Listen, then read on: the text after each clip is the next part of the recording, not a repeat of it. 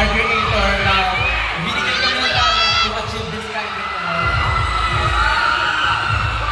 of first of all,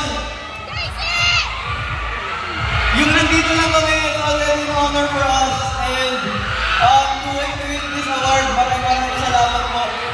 Gusto namin pasalamatan yung mga friends dito, yung family ng lahat ng members ko, yung nasa Malayong family members, yung sa Ilocos, sa lahat po ng mga family members at mga friends nila.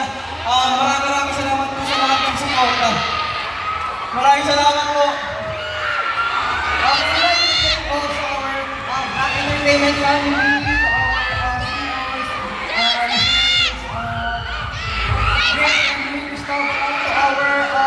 brothers and sisters, to our production staff, everyone in the team, maraming salamat po. And to all other idols and celebrities, to all the music producers,